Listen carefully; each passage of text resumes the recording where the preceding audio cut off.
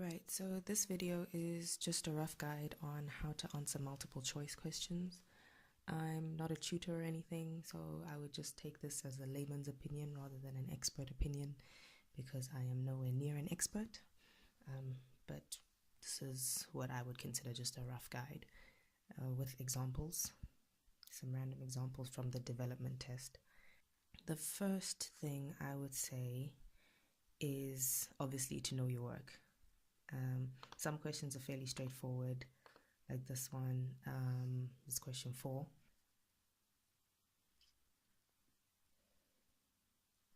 So questions like this, you're just finishing off a sentence and it's pretty easy to tell what it is that they want you to do.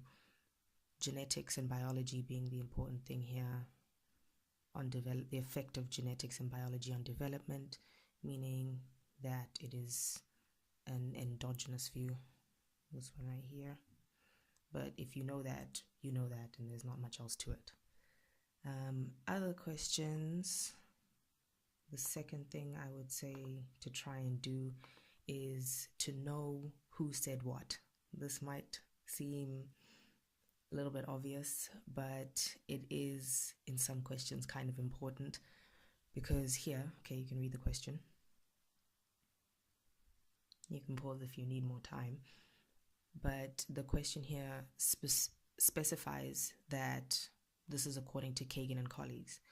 And knowing that the child is shy and withdrawn, it could be an inhibited temperament or it could be a slow to warm up temperament. And it's the name Kagan that gives you the clue as to which one of those it actually is. Knowing that Kagan only spoke about inhibited and uninhibited temperaments, you've already narrowed down the question to 2 answers in any case. So it can be any one of the 2 rather than the whole 5. So sometimes just knowing who related what to what is quite useful. The third tip that I would give is if you have the time, and I know during tests there isn't much time, but if you can, or questions that you don't really understand that well or you find difficult, read through the question more than once. The first time just to know what's in the question, and the second time to figure out what's important. This is a question about crystallized and fluid intelligence. This was, I think, Cattell's theory. And, I mean, the point here is that Bernie is 80 years old now, and this is comparing Bernie as an old man to when he was a young man.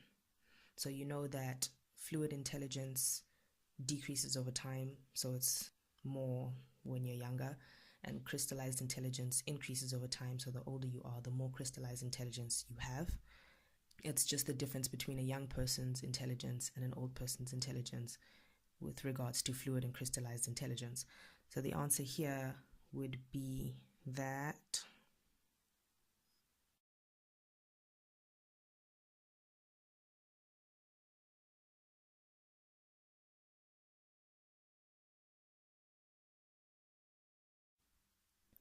So you know from lectures that fluid intelligence, which is using patterns to solve problems, it's an in-the-moment thing.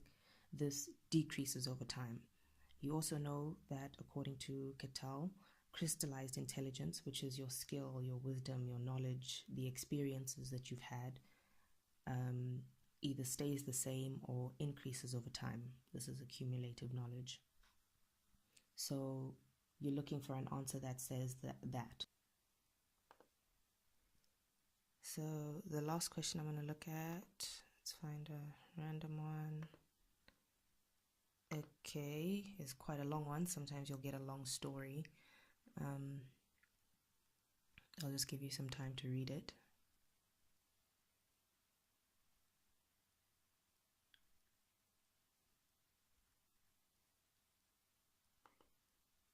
Right, so what we know about conditioned and unconditioned responses, let me try and find this elsewhere, is that the unconditioned response is the physical response that does not need to be learned, elicited by the unconditioned stimulus. This is likely the first response, and the conditioned response is then a physical response that's probably the same as the unconditioned response that is elicited by the conditioned stimulus. In that story, the first time he gets laid off, he has an unconditioned stimulus and an unconditioned response. The second time, he has another stimulus and his response is conditioned because he was, in the first response, kind of conditioned to be afraid of his boss speaking to him in that kind of way. Which means that here, the unconditioned response, first of all, if you've gone through the question and tried to find what's important, you'll know that when you're talking about the unconditioned response, that's something that Simon does. So you can already cut out most of the answers, like the new boss doing something, that's a stimulus, so you can cut it out of the answers. The boss's loud voice, that's a stimulus, so you can cut it out of the answers. The bad news from his boss, that's a thing that the boss does, it's a stimulus, so you can cut it out. So there's only really two answers that you can look at, which is Simon's pounding heart and the faintness when the new boss wants to talk in private.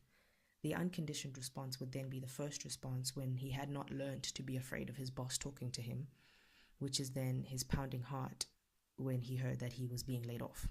That would be my answer. If you have anything different, you can comment or you can just ignore me. Yeah.